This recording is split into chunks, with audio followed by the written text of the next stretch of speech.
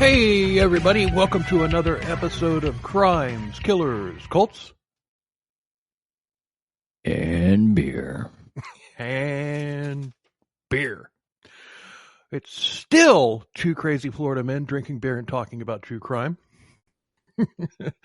I'm Bill, and joining us today, we have a very special guest with us. Everybody, please welcome The Edge from U2. What's up, man? Video. Rock on. Yeah. Welcome, brah.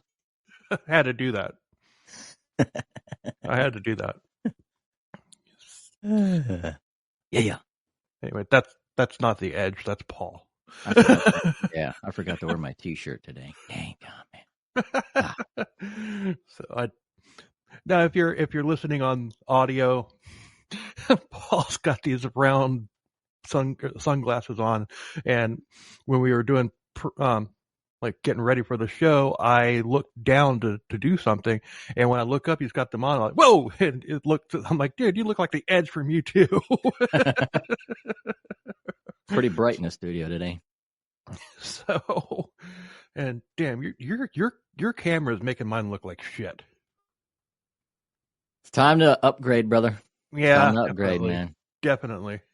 Since we charge for advertising, I'm not going to mention a name, but until they can start paying us, maybe for advertising, I'd say get this camera. Yeah, you can message it to me later. Right? Yeah.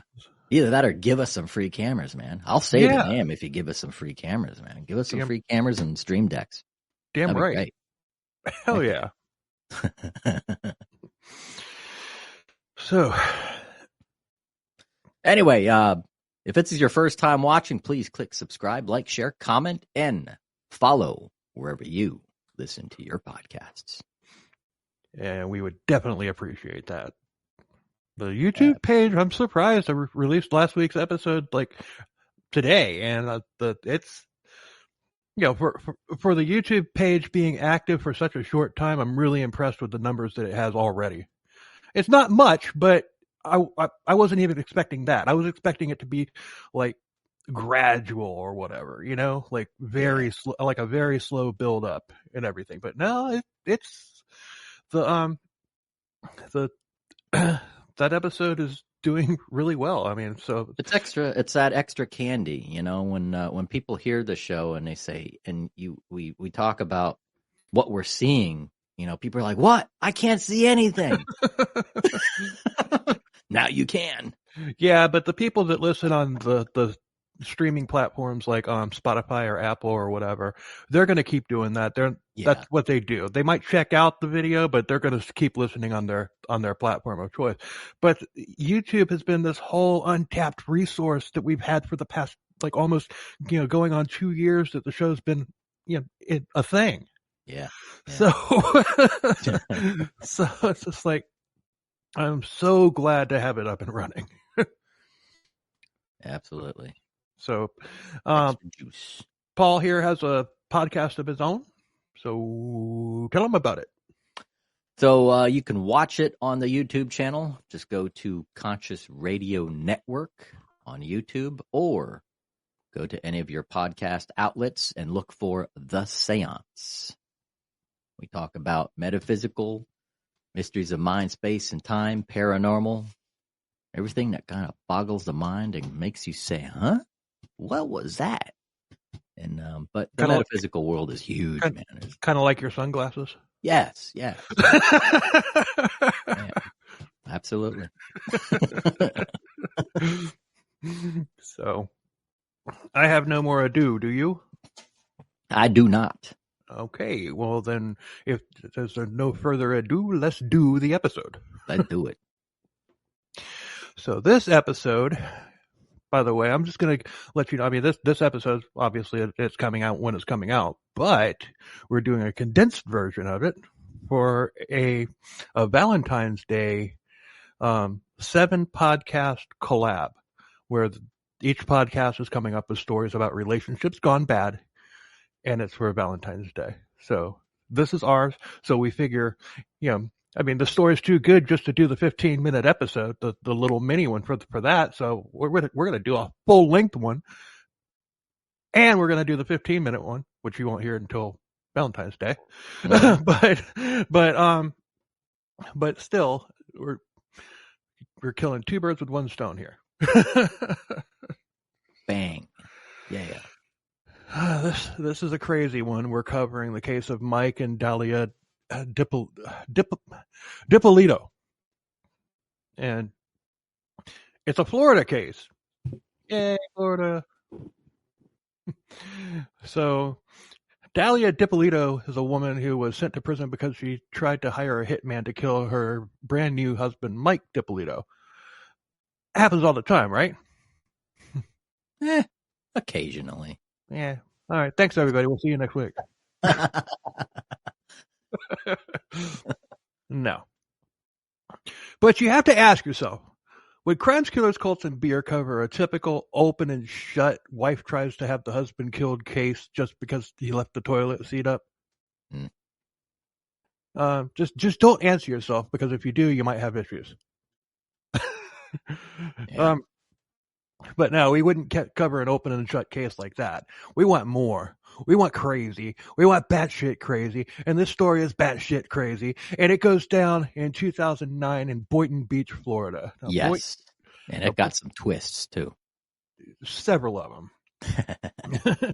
And Boynton Beach is basically the...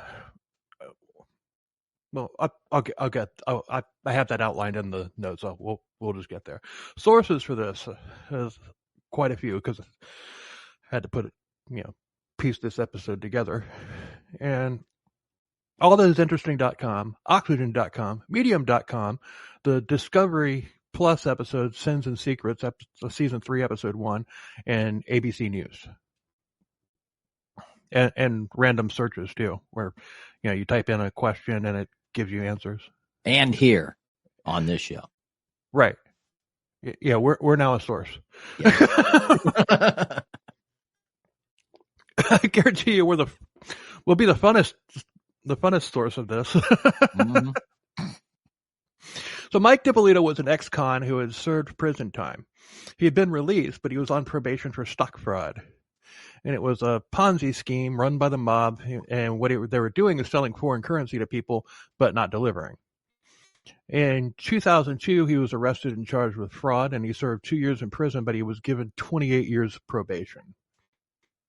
He was now trying to keep his nose clean and live a straight life as a legitimate businessman. Good on you. He did his time and all that stuff, and we're going to get a little into the specifics of his probation and whatnot.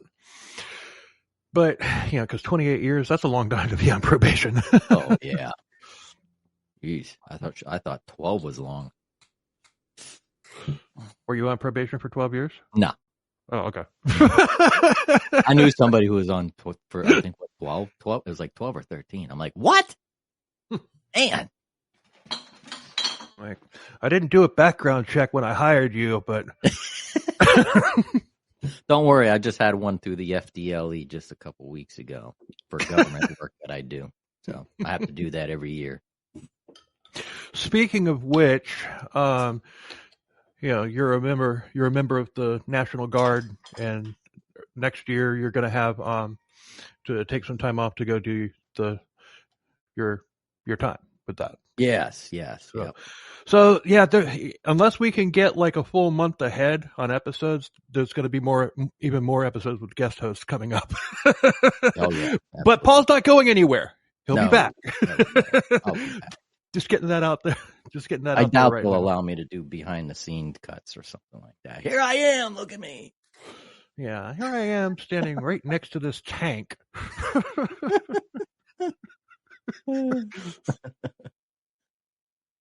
But just because Mike was trying to live a straight life doesn't mean that he's a good dude, though.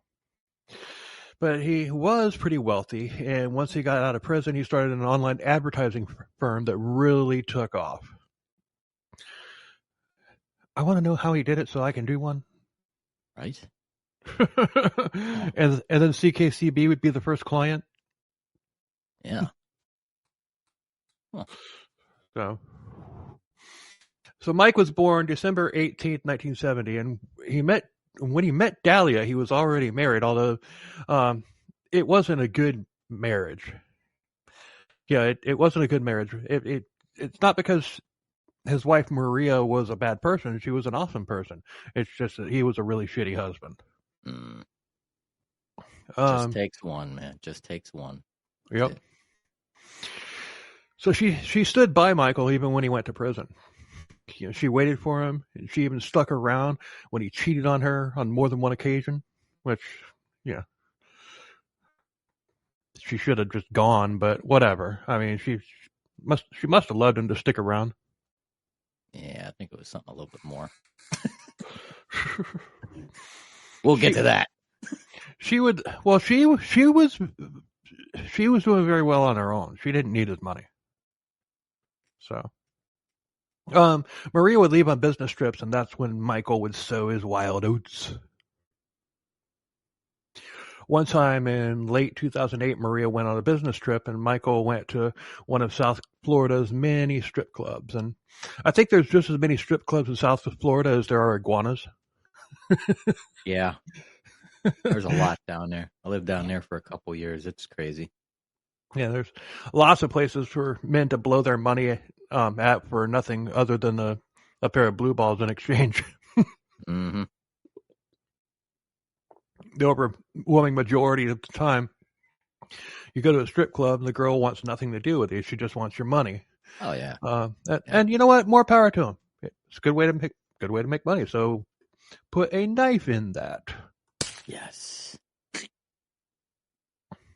You know, I knew a stripper years ago, and she would give her phone number to guys, but it was just a landline with the ringer turned off, and guys would call it, and they would get the answering machine, and it was actually her on the message saying, "Hey, I'm not home. Leave a message. Blah blah blah." And she would give these guys a normal sounding fake name, other than their stage name. Guys like, "Oh, what's your real name, honey?" You know, "Oh, I'm Jessica," but. When her real name is like Heather or something like that. I don't know. I don't remember what her name was, but she would tell them that was her real name, and it worked like a charm. So guys would keep coming to see her at the club because she couldn't, because they couldn't get her at home. so she just give an excuse like, "Oh, I go to school full time." You know, that was brilliant when you think about it. Yep. Paying your way through school. Yep. Yeah, these creeps think that she actually wants them, and she doesn't even know they're calling. It's part of the job, man. It's part of the sale. Mm-hmm. I've wondered what she was doing before, because I've known a lot of strippers over the years, and I gotta say I've only heard of one doing that. I kind of wonder what she's, how life has been for her. Yeah, because that was brilliant. Anyway, hashtag, but I digress. But as of now, we're where Mike met Dalia. Dalia was born Dalia Muhammad in New York City, October 18th of 1982. She has two siblings. Her father was Egyptian and her mother was Peruvian. And when Dalia was 13, they moved to Boynton Beach, Florida, and she graduated high school in 2000 and began trying to get a real estate license and began moonlighting as a stripper and as an escort.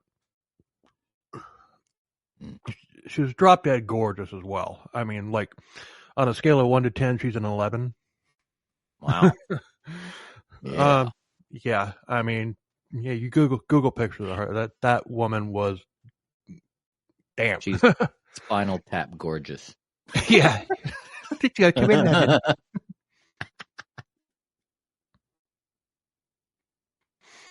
I won't go there. A particular key came, the saddest of all keys. If you know, you know. I'm not going to say it. Right. Be disrespectful. For the younger generation out there, look it up. Right. Look up the saddest of all keys on YouTube. You'll find it. I think. I don't know. I don't need to look up clips from that movie because I've seen the movie probably 1,000 times. I've even seen the band in concert. Yeah. I saw them at the Tupperware Convention Center back in the 90s when they actually did a real tour. It was great. So, but she lived in Boynton Beach, but she wanted to live in Palm Beach. And Palm Beach is one of the wealthiest spots in Florida, if not the wealthiest. And Boynton Beach is like Palm Beach light. Mm. I'm not going to say that it's like, the wrong side of the tracks from Palm Beach, because it's not. Boynton Beach is, pretty affluent on its own. But if you live in Boynton Beach and you're a successful business person, your goal is to move across the river to Palm Beach. Yep. So Mike meets Dalia through the escort business, and they actually hit it off for real. They begin spending all their time together. It was love at first sight. They fell in love, and Mike quickly divorced Maria and married Dalia 5 days after the divorce was final. They married in February 2009, less than a month after Mike had told Maria that he wanted a divorce. Mike had even gotten Dalia a $25,000 engagement ring to top it off. And I'm sure it was a very romantic scene at the courthouse. Yeah. She was a legitimate trophy wife and on the way to fortune and fame, hopefully in Palm Beach. Woohoo. If I had enough money to live in Palm Beach, I would not live in Palm Beach. True. I would live somewhere nice, but where it was a lot less expensive. That way, I would have a lot more money. Oh, I know. Yeah. Why pay all those taxes, man? Wow. Yeah. Come on. Like, hell, I mean, Palm Beach makes Orlando look cheap. Yeah. Which is, Orlando's, you got the really bad ones like New York City and San Francisco and LA, but Orlando's like the next tier down from the most expensive places. Same with Miami, same with, not so much Tampa and Jacksonville. They're still expensive, but they're a little bit lower than Miami and Orlando. Yeah. Yeah. And there's some places in Orlando that are like little hidden spots that are just really massively expensive.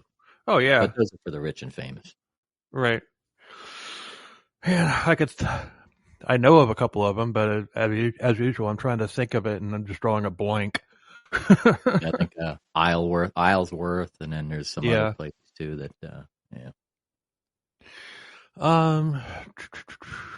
Maria vacated their $250,000 townhouse and Dalia moved in. Now, $250 for a townhouse back then was a lot of money, but now in 2023, $250,000 is barely going to get you a 1-bedroom condo. Yeah. And that's not even Palm Beach. That's anywhere. So everything was going well. The couple, they were attached at the hip. They were super romantic. They were making out all the time wherever they went. They're leaving each other love letters all the time. Mike would take her out to expensive restaurants and nightclubs, and he got her a membership to one of the top gyms in the area, members only. As well, he would constantly shower her with expensive gifts. They did live in a very affluent part of Boynton Beach, which by itself is still a pretty affluent place. Mike did very well for himself, and as of 2021, he had an estimated net worth of $1 to $5 million, estimated based on the businesses that he had put together. Yeah, debt to income ratio. Yeah, and I would. Mike, if you're listening, hit me up at ckcbpodcast@gmail.com, and I'd like to I'd like to pick your brain. Yeah. So, also, three months into the marriage, the happy couple, they learned that Dalia is pregnant, but put a knife in that.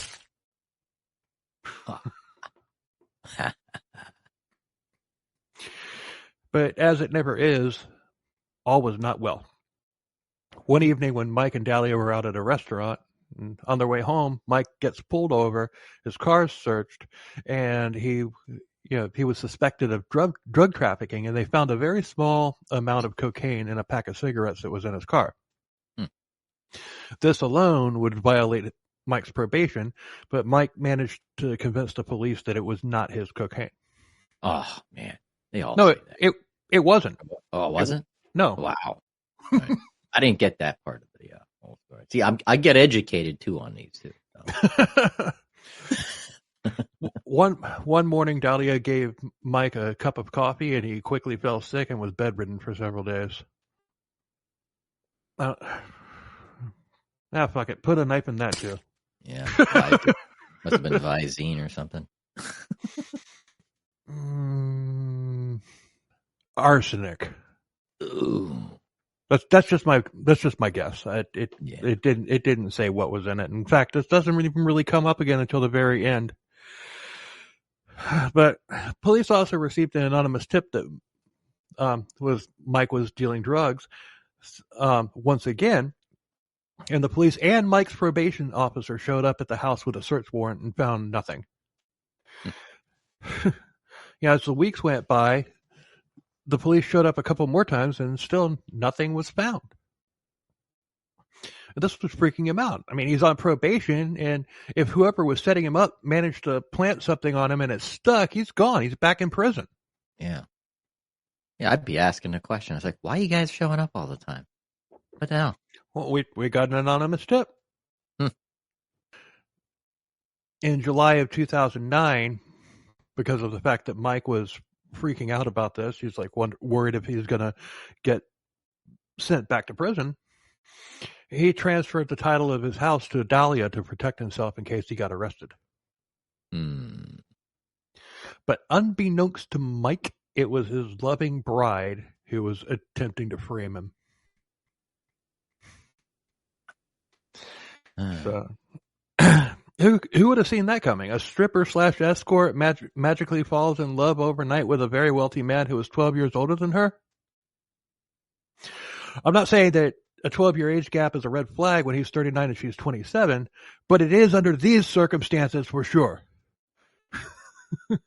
Yeah. Don't marry an escort. I mean, yeah, get to know him first. Yeah, get to know him. Yeah. And I'm not, you don't. I'm not knocking escorts or whatever. Just don't get emotionally involved with them while they're doing it.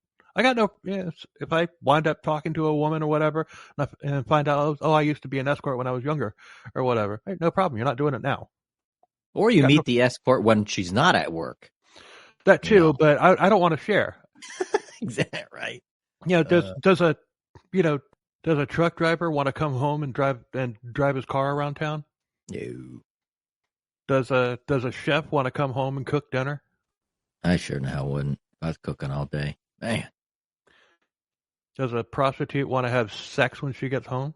So just don't do it.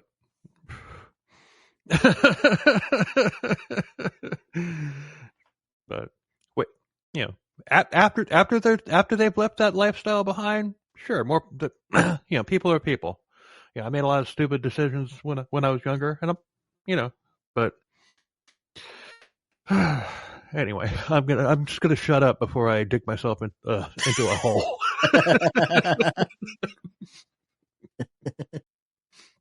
Moving on. That did not come out the way I thought it was going to. Whoops!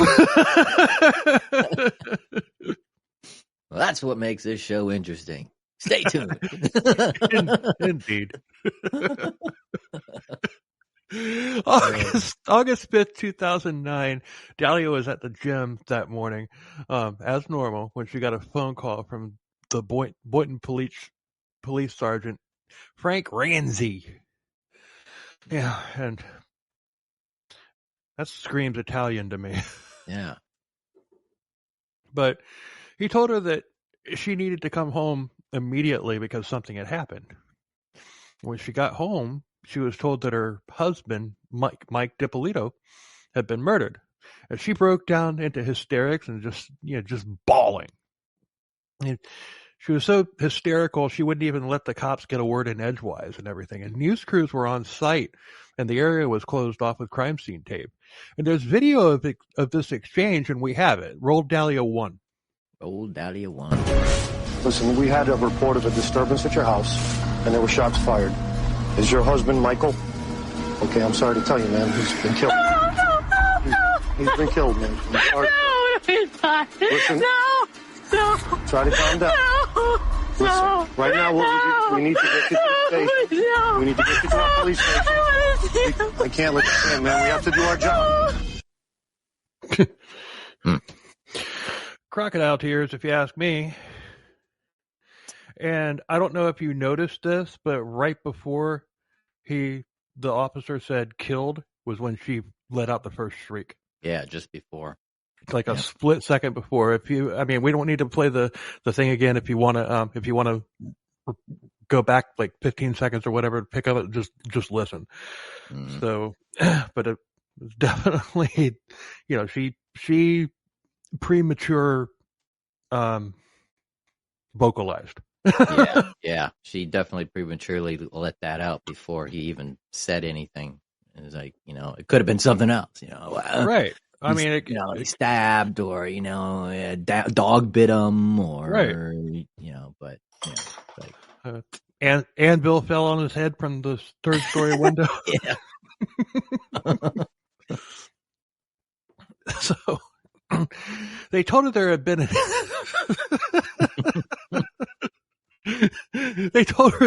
an incident with shots fired, and they had found Michael on the floor. And he had been shot in the head. And when police arrived on the scene, the door was open, suggesting. Is that like when you suggest to be sequestered? One of those new words for the industry. It's one of those new vocabulary words. Yeah, mark this timestamp. The door was open, suggesting that a robbery had gone wrong, and Dalia was shrieking like a banshee upon hearing the news. They asked her to sit in one of their cars to compose herself, but all she did was shriek, "I want my husband! I want my husband! I want my husband!" But they're like, "We can't let you go in there. It's a crime scene. I want to see him." But this was not, in fact, a robbery gone wrong as the police had spun it to Dalia. This whole scene was set up by the Boynton Beach Police Department. The Boynton Beach is kind of hard to say.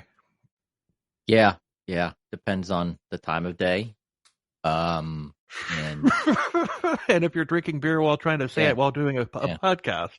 There's a lot of variables.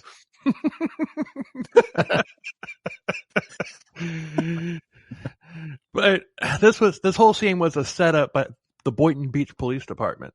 Mike was very much alive and aware of everything that was happening. Yeah, at the police station, the police said that there was no sign of forced entry. Nothing had been stolen. So police suggested that maybe Mike had let his murderer into the house. Dalia bought into this, saying that Mike, he would never let somebody in that he didn't know, so he had to have known the killer. So police said, "Okay, well, you have security cameras, right? Let's look at it, and maybe we'll have our guy." Nope. That wasn't possible. They were all dummy cameras that didn't record. Oh, jeez.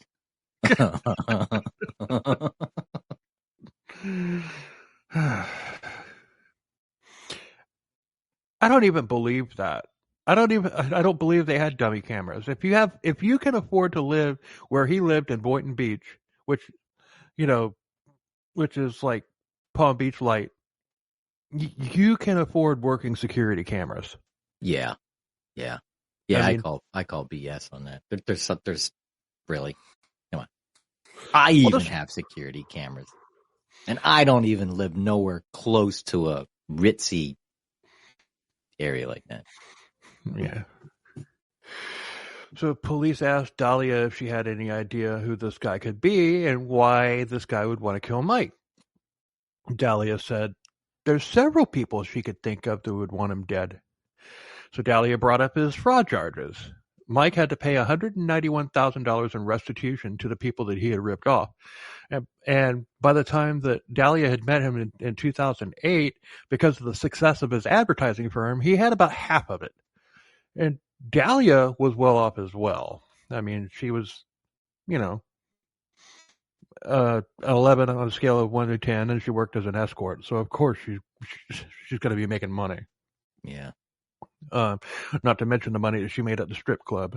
And I want to imagine that she worked at that one in Miami called the Booby Trap. Yeah. Because she is a booby trap. Yeah. And I'm not knocking the booby trap. I'm sure it's a very legit, upstanding business. It's been around. It's been around for years. So a long time. Even and Porky's. Remember the movie, the old '80s movie Porky's? That's still there. Still there. That's how Porky's. Porky's. Porky's wasn't in Miami. No, it's south of Miami. It's off of Okeechobee Boulevard. Yep. Owned by the Russians and run by the Italian mafia. So Porky's was based off of that club. What is it? Is it like built in like a big old? I wouldn't say it was based off the club. I think the club was named after the movie, or a little bit of both. They share a joint. A joint interest. Kind of interest. Yeah. But yeah, I thought that Porky's, the story of that movie takes place in like South Carolina or Alabama or something like that. I think I don't think I've seen Porky's since like I think the original storyline was Fort Lauderdale, because even back then it was the what the heck they call it, spring break capital. Fort Lauderdale was a spring break capital of the world for the longest time, 70s, 80s, something like that. I'm gonna have to rewatch that movie now because I don't remember it being Florida, but Fort Lauderdale back then in the early 80s is not what Fort Lauderdale is now. Oh no, not even close. It's changed a lot, big time. Yep. Right now, you get into Fort Lauderdale, and the first thing you see is a big old hotel that's shaped like a Gibson Les Paul. Yep.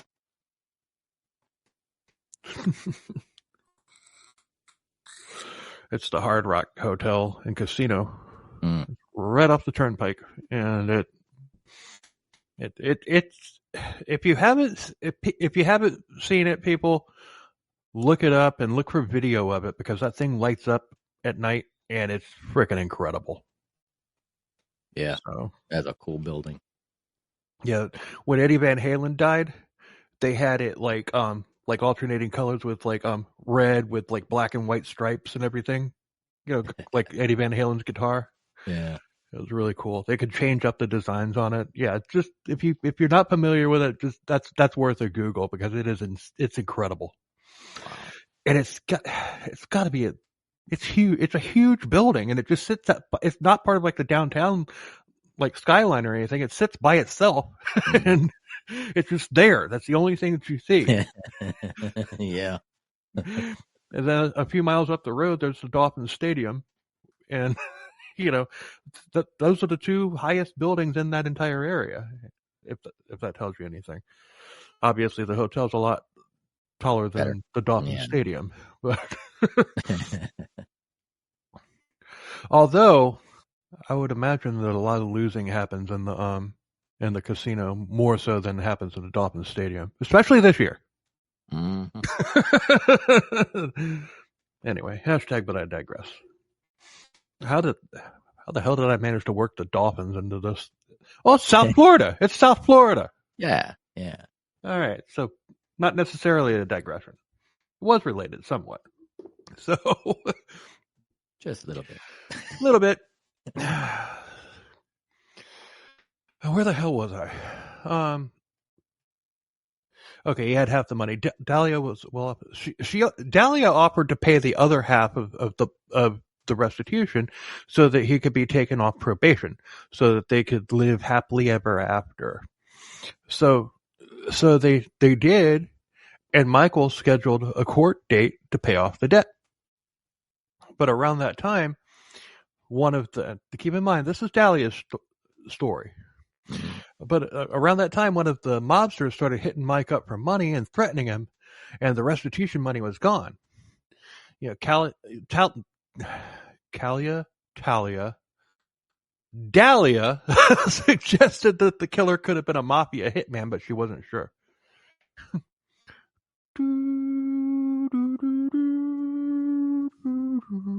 dun, dun, dun. You've seen the Godfather movies, right? Yeah. Okay, thank God. I couldn't have two co-hosts that hadn't seen the Godfather movies. Good movies, man. It's good. Oh, they're great. Really All three of good. them. Yeah. But 3, not as good as the other 2, but 3 gets a lot of unfair criticism. Mm. It's still a good movie. Yeah. So police threw out another theory. Maybe it was one of the people who Mike had scammed. And she kept on saying she didn't know for sure, only that it was possible. Oh, it's possible. Anything's possible. So now we're backtracking to the anonymous tips about Mike dealing drugs. And I did this for a reason, because this particular incident fit better with the flow of the story here rather than earlier. Mm. These tips started in March of 2009. And he and Dalia hadn't even been married for 2 full months yet. 2 weeks later, the police confront Mike and Dalia in a parking garage, and Mike joked to Dalia, "I bet they're here for me." And they were, to Mike's chagrin. And they found 3 grams of cocaine underneath his spare tire. Mike broke down. He lost it. He's like, "What the fuck is going on?" Yeah. And he even started crying. He said he was being set up, and once again, the police believed him because the car had been in the garage for hours, and the person who had called in told the police that it was under the spare tire. That's very specific knowledge for somebody to call in. Yeah. So he was let go. Yeah, and at this point, I mean, it's just Mike seems to be, he's innocent of all of this, but he seems to be lucky as hell. Yeah, man. With the Boynton Beach Police Department when it comes to this. Yeah, for them to actually be, all right, it's not yours. We'll take it, but you're free to go. I mean, that's insane to me. I mean, yeah, like I said, he was innocent of this, but still, for them to just, all right, go on, scram, yeah. multiple times. Well, they had only found cocaine twice. There was that time earlier in the cigarette pack, which was just a tiny little amount. And then there was this, which was very specific. All the other times it was called, they didn't find anything. Yeah. So Mike had actually filed a report saying that somebody was trying to set him up. And police showed Dalia the report saying that the drug frame job ruled out mafia involvement. Mafia is not gonna frame somebody. If they don't like you, they're just gonna put 2 in the back of your head when you're least expecting it. Yeah. They'll get you gone. So you see why that particular one fits better here rather than earlier when it was going on? Yeah. So that's 3 or 4 different theories that police ran by Dalia. But they ran yet another theory by her, and maybe Mike wasn't the target at all. Maybe Dalia was the target. Oh. At this point, police are just trying to get her to slip up. Remember, I said the whole scene at the house was set up by the Boynton Beach Police Department, but she wasn't giving up anything. But the police, for appearance's sake, they put out an APB for a black man. At least that's what they told Dalia. Later on in the day, they told Dalia that they had a suspect in custody, and they actually brought this black man into the interrogation room, and they asked if she had ever seen him before, and she said no. But the plot thickens. So they told Dalia that they had found a video of this man hashing out the plans for Mike's murder. They had made a crappy audio of this man saying that it would be a robbery gone bad and that he would take care of it the next day. So if you're thinking to yourself, what the fuck? Right? Just wait. It'll all make sense soon. Yes, it will. This case is like a puzzle that you're trying to put together upside down. Yeah. Like an Agatha Christie on steroids. So they said that the voice on the recording matched the voice of the suspect in custody, and they just needed to interrogate him, hoping he'd cough up the name of the person who had ordered the hit. That is kind of crucial, and you'll see why in a minute. But then they told Dalia that this man was in fact not a suspect. It was an undercover officer named Witty John. Very strange name, but whatever. Yeah. And there was video that accompanied the audio, and it caught the person who was in the car with the officer. Oh, yes. I think we're setting the record on how many times that's been used in an episode. It's usually once, maybe twice. I think we're already at 3 and there's more coming. Oh. Yes. So Dalia doubled down on saying that she had no idea who would want Mike dead. The officers then said that they knew the identity of this person that was talking to Officer Jean. It was none other than Dalia Dipollito herself, saying that she was okay with the plan and to get on with it. Witty Jean said that the conversation, that once the conversation was over, that was it, and there'd be no going back. And Dalia said that she was 5,000% sure that she wanted this to happen. Huh. So they have audio and video of Dalia, but she just said, it wasn't me. But we caught you in the car. It wasn't me. But we caught you on audio. It wasn't me. We even caught you on camera. It wasn't me.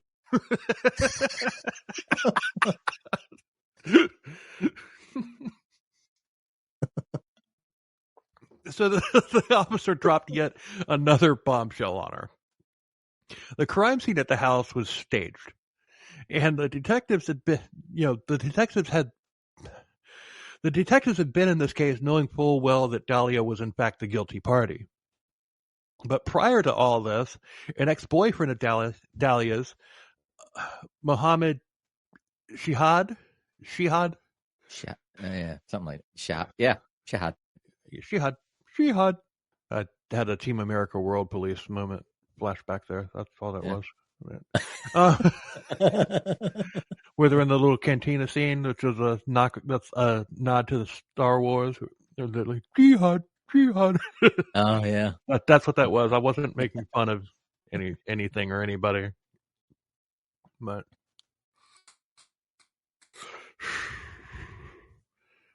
Dalia had contacted Muhammad about hooking up again, but she wanted more than sex though. She wanted Muhammad to help her kill Mike. Yeah, just call your ex to help kill your husband. Yeah. Man. They must have parted on good terms. They must have. Jeez. Because if, like, think right now, if I called up my ex, like, hey, would you help me kill somebody? It wouldn't go over. Oh, better yet, if my ex called me, hey, would you help me kill somebody? I don't even like you, bitch. Go away. Right? I'm like, why? Why are you calling me? Yeah. So I don't blame this guy for 1 second, for contacting the police. That was a strange relationship. But I did say that Muhammad had gone to the police with this information, right? Yeah. Okay. They told him to call Dalia and tell her that he could help her get in touch with somebody who could help.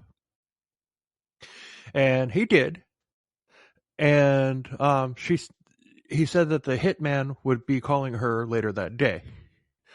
And the supposed hitman was undercover officer Woody Jean. Mm. Woody Jean. I love that name. Woody Jean. Woody John. Woody John. Or Woody Jean. Is that Woody Jean? I think it's Woody Jean. It's Jean if it's like... the way they pronounced it on the episode, or on the documentary that I watched, was Jean. Or was John. John. Huh. But it was spelled Jean. Yeah. So it's one of those weird things. It's like... And he was a black man with a very American accent. So it's just like, but when I see this, knowing that it's not Jean, I automatically go French, Jean. Yeah. Like Jean-Luc Picard of Star Trek: The Next Generation. But it's actually John. That makes sense. Yeah, but that's just my letter association. So, yeah, he definitely wasn't French. He was a black American with a very American accent. Nothing foreign about that. So, John. Okay, from now on, John. John. But if I say John, don't kill me. Don't come at me. If I say John again. So they set up a meeting, but prior to that, the car had been bugged with audio and video recording equipment.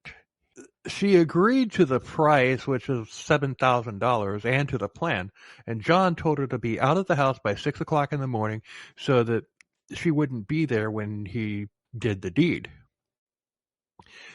So she went to the gym thinking that she had a rock-solid alibi. And as soon as she left, officers who were staking out the house, they went inside to stage the scene. They're knocking stuff over and all that stuff and everything. And why they would do that, I don't know. Unless they were just taking pictures of it to show to her, but it doesn't say anything about them using it. But they wouldn't let her in the house. They weren't going to let her in the house, Yeah. So that just occurred to me. Why go through all that? But maybe they were taking pictures just in case they needed them. In fact, I'd be willing to bet that's what it was. Yeah. Huh. Oh, well, it comes up a little here because it's always good to have the good side. It's always good to have the good guys on your side when someone's trying to kill you. Indeed. Mike had a bunch of good guys on his side. Yeah, a bunch. Including what's coming up next. This is cool. Oh, yeah. We might need another one of those. Bum, bum. Oh, yeah, it's coming. It's coming. I don't know, man. You coming onto this show, your first case was insane. This one's insane. Maybe that's a good sign. Oh, by the way, you've got the regular outro keyed up, right? Okay, cool. Just wanted to make sure you didn't hit play and it's the cult outro, because this is not a cult episode. The previous one wasn't really, but yeah, it was close enough. Yeah. The camera crew wasn't from a news network. Take a guess. They Bad boys. But what you gonna, What you gonna do? What you gonna do when they come for you, bitch? bad boys. It was Cops, the TV show. They were working in Boynton Beach during that time, and they just happened to sync up and everything. And I'm not sure how that actually worked with, how that actually worked with that show hooking up with the various police departments. And we'll touch on that more toward the end of the episode, because that's, I got questions. Yeah. But, it's nothing big or anything like that. It's just kind of like a, little head scratcher type of thing. But this story actually aired on the show. And I'm gonna have to look for that and watch the episode if I can find it. And if I can't, if I can find it, then I obviously hell, it's gonna be a week before this episode comes out. So if I find it, I'll include it in the episode notes because I want to watch it. Well, I've already seen it through going through all the video and stuff from this case, but still, I'd like to see their commentary, their spin on it. Yeah, I'm curious. Definitely. Yeah. I'm not sure what streaming service Cops is on. It's probably on Netflix or if not at Netflix, I guarantee you it's on Tubi. They did recently take it down. I wouldn't say recently. With a couple years ago, when we had that whole riot thing and this and that and all kinds of stuff against the blue, they did a pull. They pulled a bunch of cops, or they stopped production, I think. But the old episodes are probably still there. Hopefully. I believe so. I hope. Yeah. Yeah, we're definitely gonna look for that. And yeah, say you're watching you, and I see my freaking hideous camera on the screen right now. I need to get a new camera. It's bad. It's really bad. Look, right next to yours. Yours looks crystal clear. Mine looks all grainy, like it's probably like a 2000 webcam on Yahoo Messenger or something. No, it's better than that. But you get the idea. Yeah. That's for the people listening on audio. The people watching the YouTube video can see it. It's right there. Exactly. They can see the difference, man. You know, what do you got? I ain't got shit. What's in your wallet?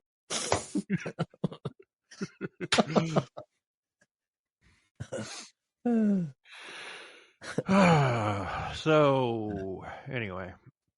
But once everything was set up, then they called Dalia and told her to come home, and that's when the screeching reaction happened that we played earlier. She kept on insisting that she was innocent, and at that point she was arrested for solicitation of first-degree murder. And as she was cuffed, police dropped another bombshell that if it was an atomic bomb, the previous bombshells were firecrackers. At that point, Mike walked into the interrogation room.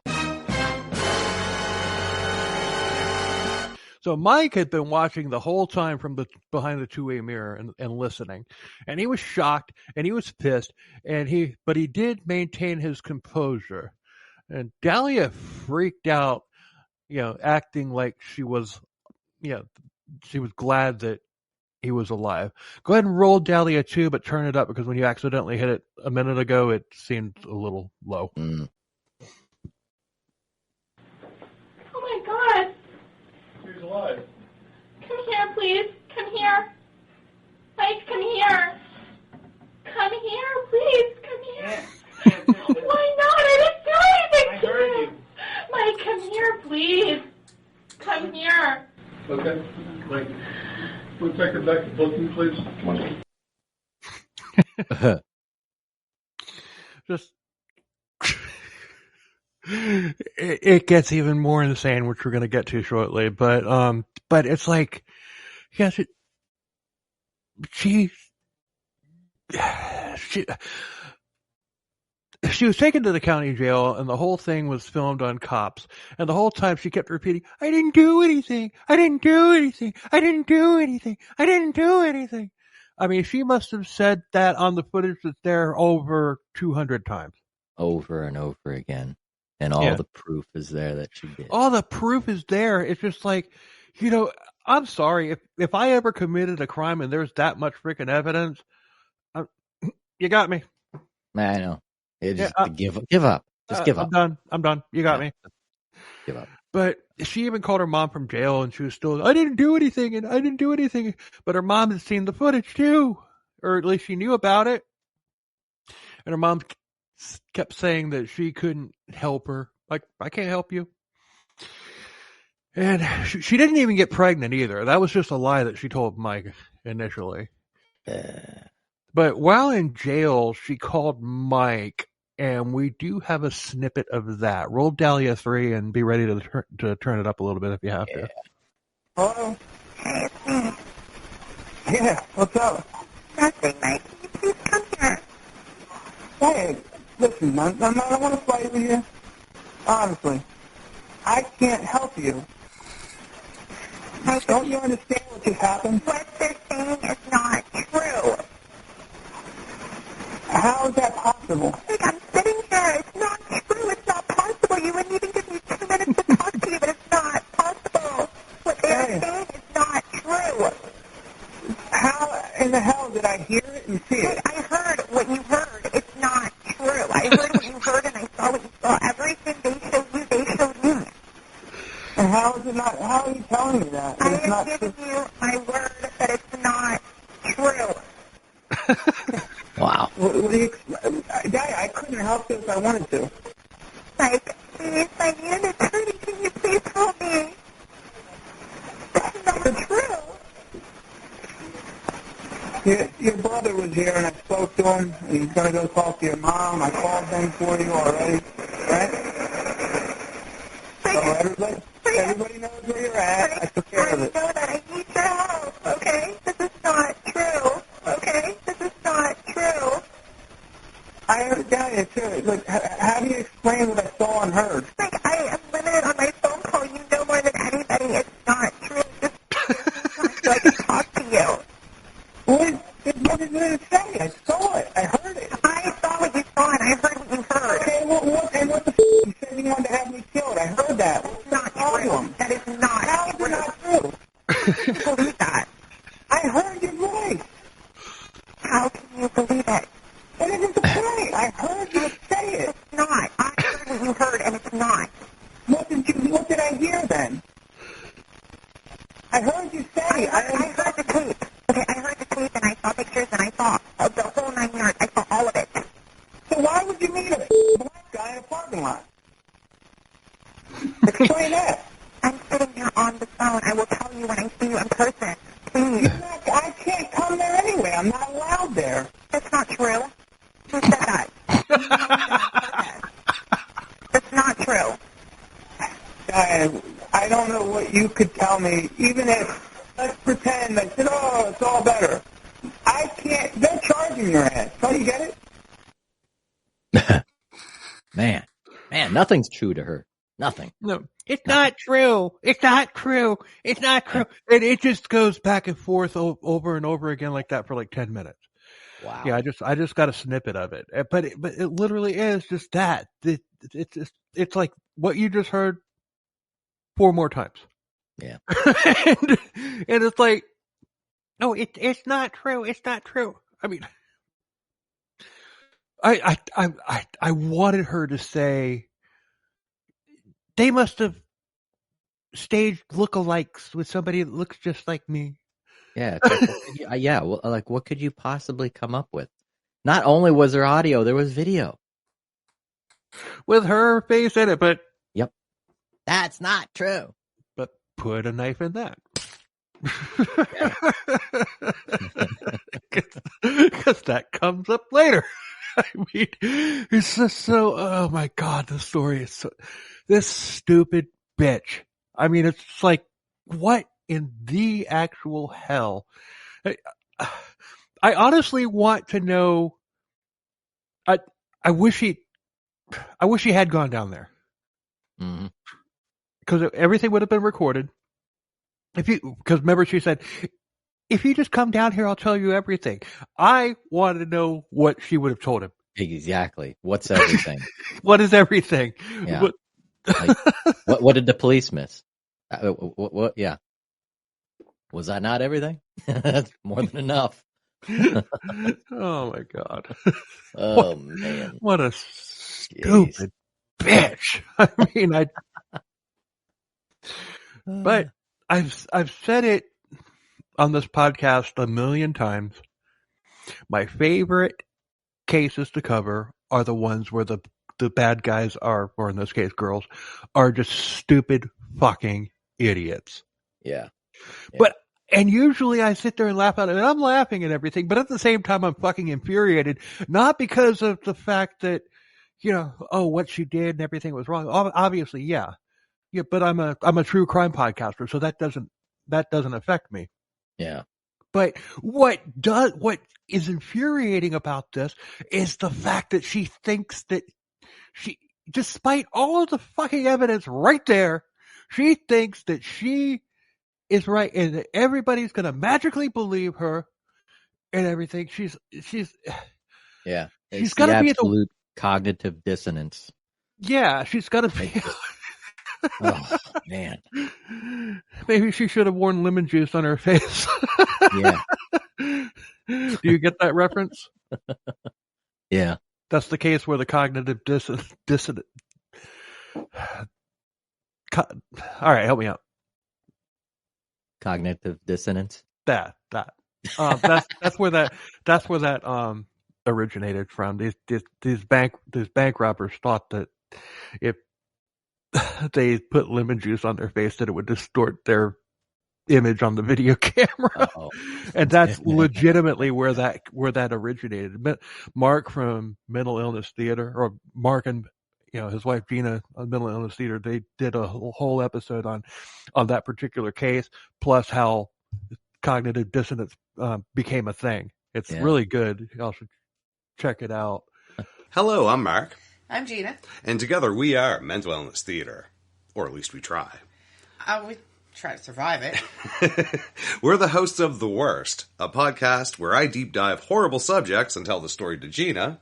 And I tell terrible, tasteless jokes to kind of break up the awful, soul-crushing details that you bring us. I try and you try, and that's what makes it great. Yeah, I mean, stop being upset. We are trying our best. And honestly, we're weird people. We find this makes it a little more palatable to get through the horrible details of some of the worst true crime. Yeah, because otherwise, I just want to take an ice pick to my own eardrums. I can't do it anymore. No.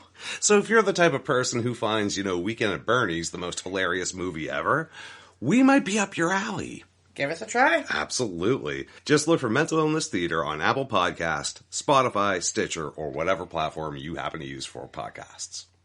Thanks for listening, and bye. Bye. Ding, ding. Yeah. There's a plug. Yeah. But it's just that's the infuriating thing. I mean, like a lot of serial killers, they'll like when they get them, they're, you got me. Yeah, no. Sorry, I would have made it fun to be like, you finally got me, or guess I didn't hide far, good enough, or when Mike walked in, they should have set it up to where, because at this point, she doesn't realize that Mike's still alive. So when Mike walked in, what they should have done is just like have nobody else acknowledge him and make her think that she's seeing a ghost. Yeah. That would have been freaking awesome. And she's like chained to the table, so she can't get up and touch him. So she's like, well, at this point she was standing in handcuffs. They had just cuffed her, and they were about to lead her, to take her to the county jail. But but still, he's right. Come here, come to me, please. What are you talking about, ma'am? There's nobody in the room except for you and I. What? He's right there. He's right there. That would have been That would have been something to play if this happened on April 1st. Joke's on you, bitch. Oh God, that would have been gold. That would have Right. been Bad boys. Yeah, but I get it. They can't do stuff like that. Although they came really close with the whole way they orchestrated this whole thing. Mm-hmm. I mean, it's just if they had done that, it wouldn't have surprised me one bit. Yeah. I mean, this is like something you'd see in like Hollywood, you know. Oh, I know. If they made like a action like crime movie type thing that was totally fiction, this is the story that they would come up with. Yeah. Because this is definitely, this is strange. This is totally stranger than fiction. You can't Yeah. You can't make this up. I know.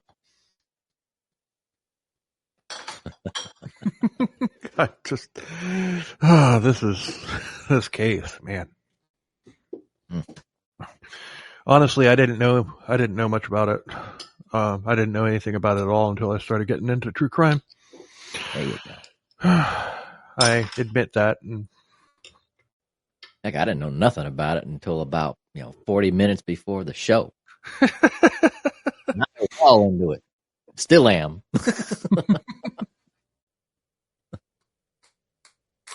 So this was a national story.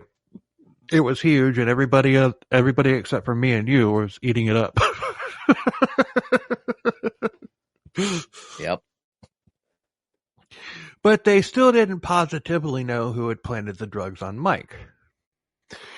The trial began, and the prosecutor said that it was a ruse to get Mike out of the way so that she could have his house and all of his money to herself.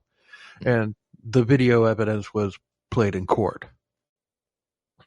The defense said there was a lack of a motive. So she had recently the fact that she had given him $90,000 for the restitution, that came up. The prosecutors then put Mike on the stand, and Mike said that she was supposed to combine her money with his and then send it to Mike's lawyer. But the lawyer never got the money. Dalia pocketed it.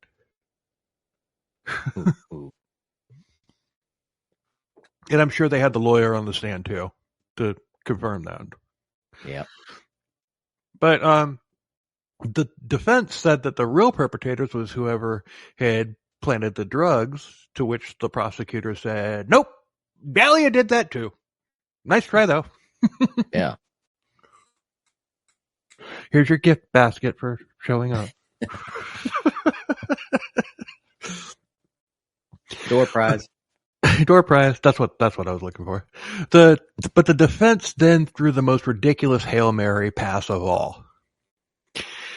This was all orchestrated by Mike because he wanted to be a reality TV star, and they used the Cops TV show as evidence. He and Dalia knew that the TV show was filming in the area, so they came up with the story as Mike's ticket to stardom. Dalia played her part perfectly, but Mike called an audible by reporting her to get her out of his life. Right.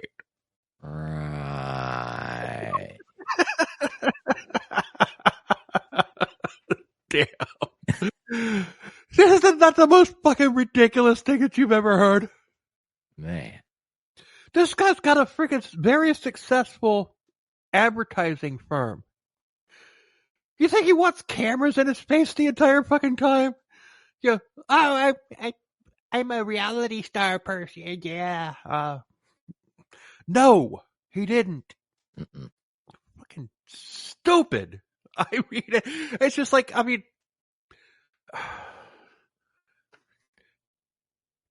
don't know who came up with that, but if it was the defense attorney who's like maybe leading her, well, Cops was involved. Yeah. Maybe, did he have any interest in becoming like a reality TV star? No. Did he have any interest in becoming a reality TV star? No, I don't know no. read between the lines, Dalia. Did he want to be a reality TV star? Oh, yeah, he did. That was his lifelong goal. All right, now we got something here. Yep. I would bet money that that's how it happened. Yeah. Somebody planted it. I would only bet $1, but I would bet money. Yep. Of all, I mean, as we found out from the movie, My Cousin Vinny, attorneys can request each other's files. You know? Oh, yeah.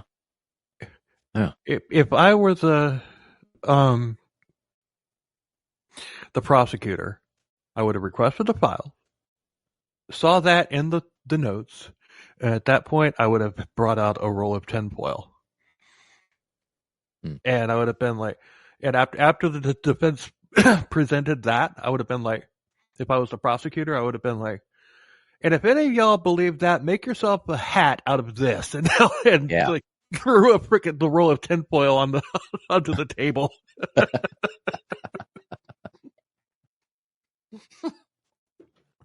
Damn, this is freaking insane. So cloud thickens, man. It just,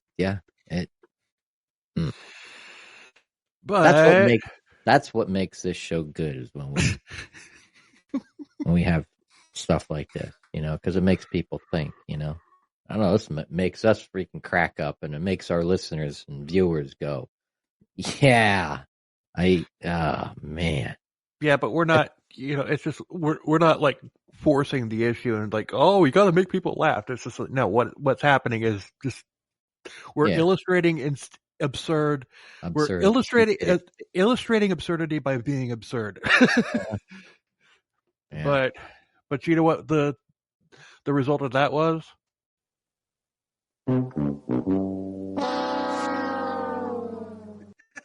Oh yeah.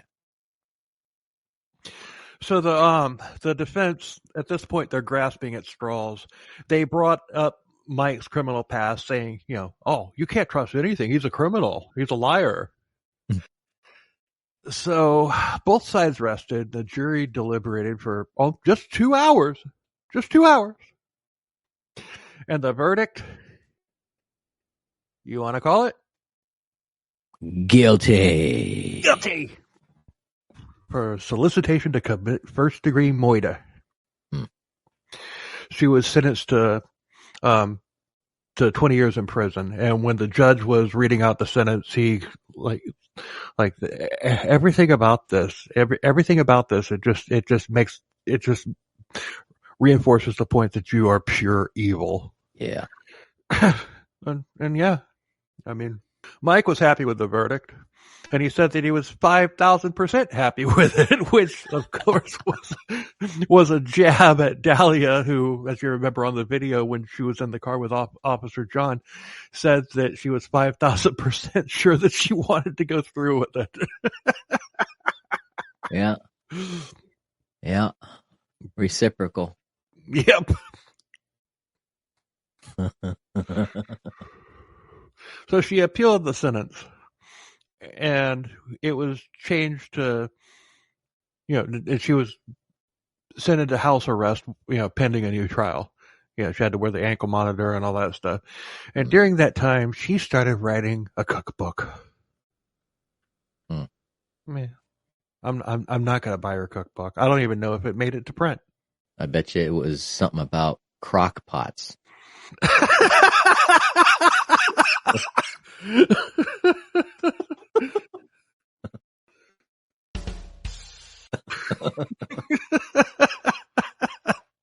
Good one. That was.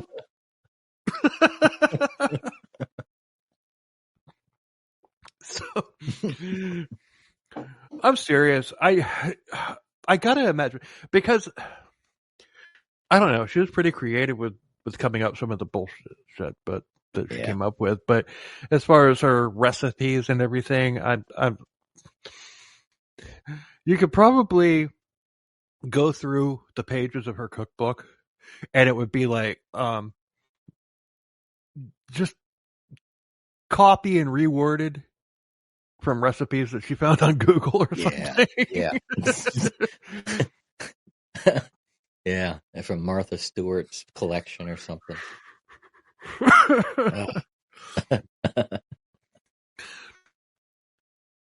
In my research, I came up with something called a grilled cheese sandwich.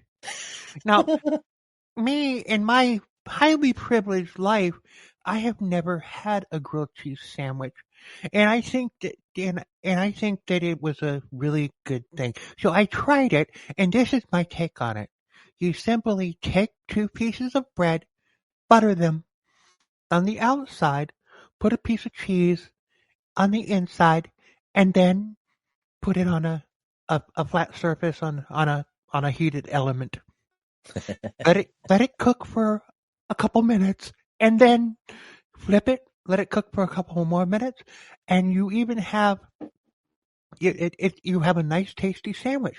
And it's even better, and I found this myself, it's even better if you warm up a can of Campbell's tomato soup and dip the sandwich into the soup and eat it that way. It's very good, and I think that you'll like it. Oh, yeah. I don't think I'm very far off. Not very far at all. I know that I'm off, but I don't think I'm very far off.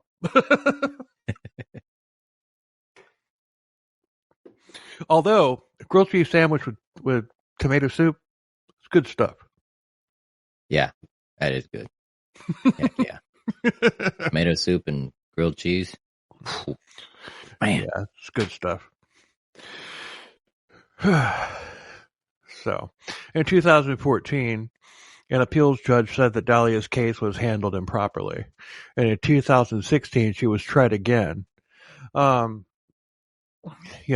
basically cops being there was said to be improper procedure by the police. And they maintained that it was pure coincidence. They were just there tagging along. Mm-hmm.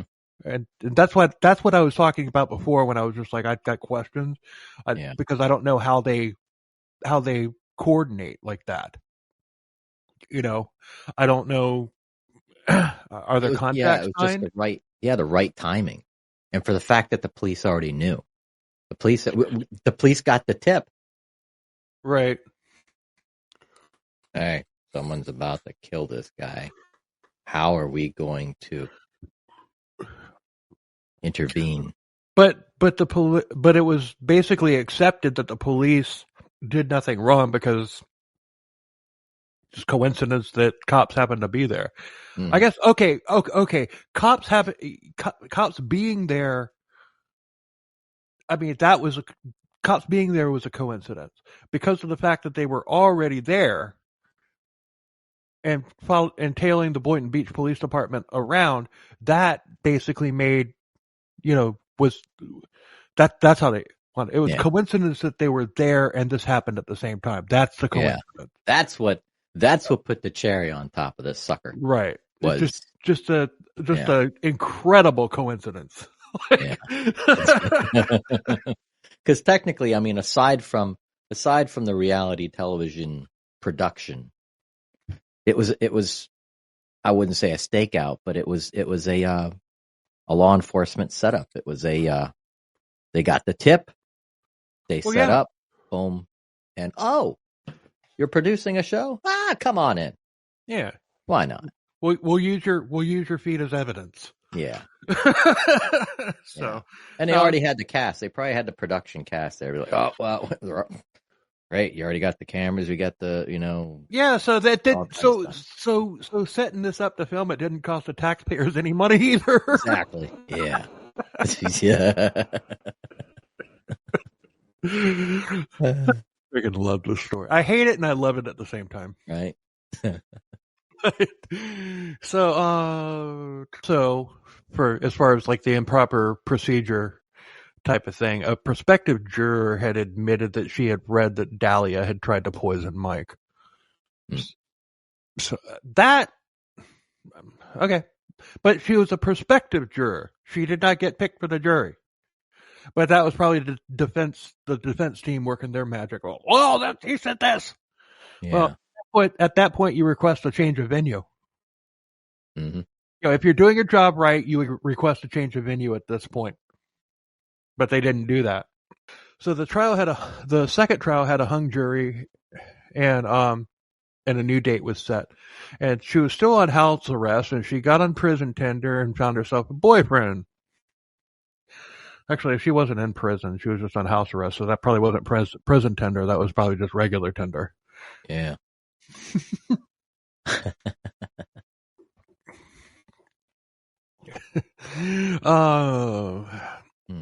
During this time, she actually did get pregnant, and she has a son who lives with her mother. I could change her. I really could. I could change her. No, that's what any guy that was like, hooking up with her is thinking. It's like, I could change her. Yeah. She's not going to do that to me. They're probably right, because she's already like doing time for it, so she's not going to do it again. Like I said, at this point, she's in her mid to late 30s, but she's probably at least an 8 or a 9 at this point. Yeah. I'm just thinking out. This is just how men think. Yeah. We think with our dicks. Yeah. We're only animals, man. We're only animals. What song was that from? What that? We're only animals. Oh, crap. I knew you were going to ask that. Oh, it's we're only animals. What the hell? We're only animals. I'm hearing it, but I can't. Yeah, me too. I tell you what, for our listeners, make a comment. If you know what? Yeah, on YouTube or on socials or whatever, just throw that in there. Yeah. Oh. You and me, baby, we're just nothing but mammals, so let's do it like we do it on Discovery Channel. That's it. Yeah.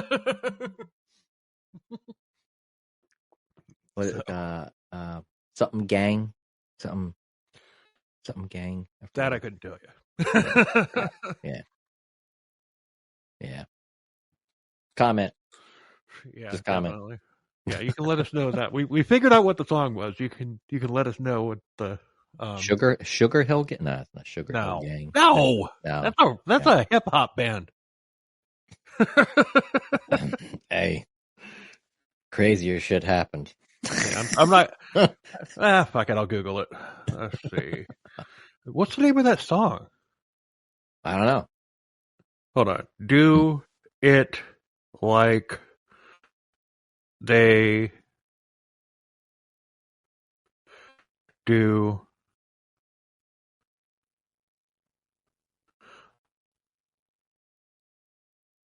on the Discovery Channel.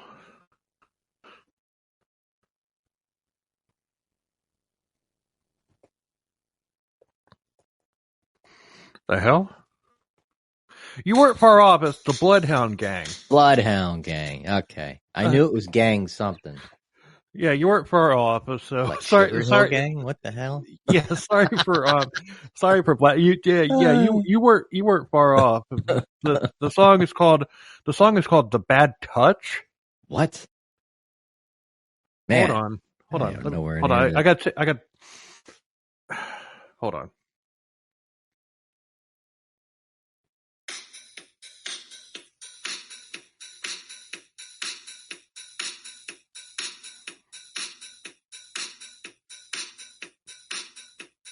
This video is something else.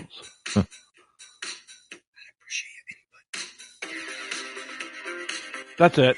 But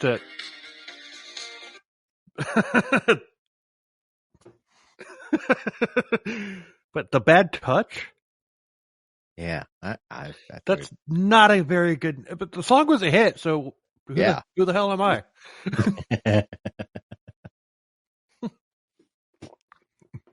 So I'll bookmark that one. I'll leave that one in there. All right. Definitely leave that in there. That's good stuff.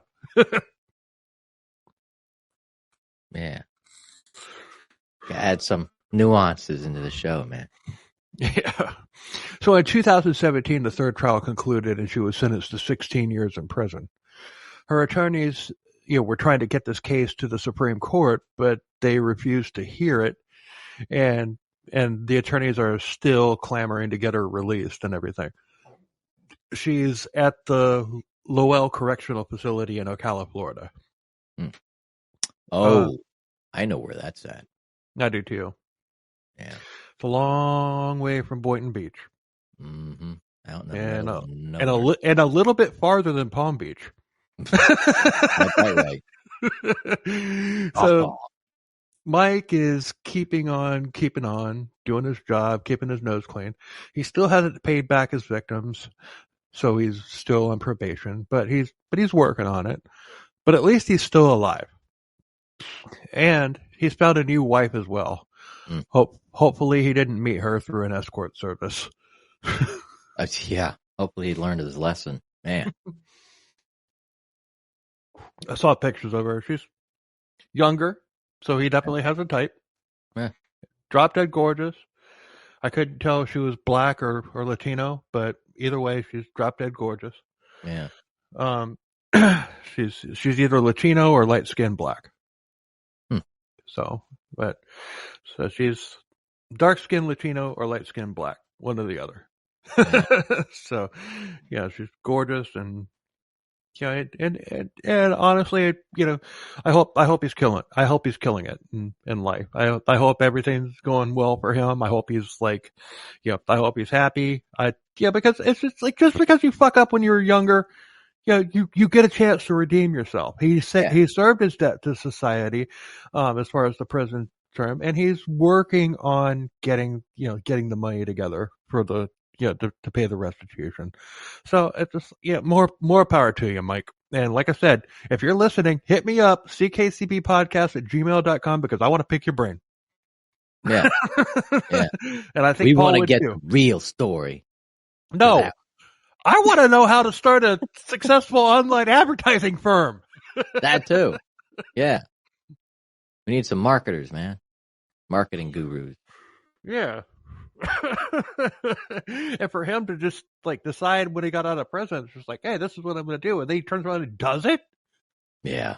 Yeah. I want to pick his brain. I want to talk to him. So anyway, what a crazy episode. That is, man. That's wild. That is wild. Indeed. I mean, I just can't. I mean, of course, this story could have come from nowhere other than Florida. Oh, yeah. 1, 2, 3, 4.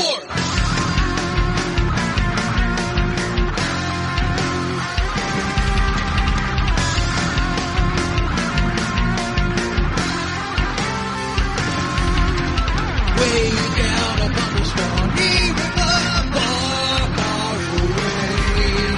That's where my heart is yearning ever, home where the old folks stay. Hey! Stranger things happen in Florida, man. Just really strange things. Yeah. Not just a swamp. Yeah. So, anyway, follow us on socials, like, review, subscribe, all that stuff. And, on YouTube, you can even have comments and stuff like that. We can engage in banter back and forth. You can do that on the socials as well. All that's at CKCBpodcast.com. And you can, we welcome it. Yeah, so, absolutely. So thanks for listening. You got any parting there, Paul?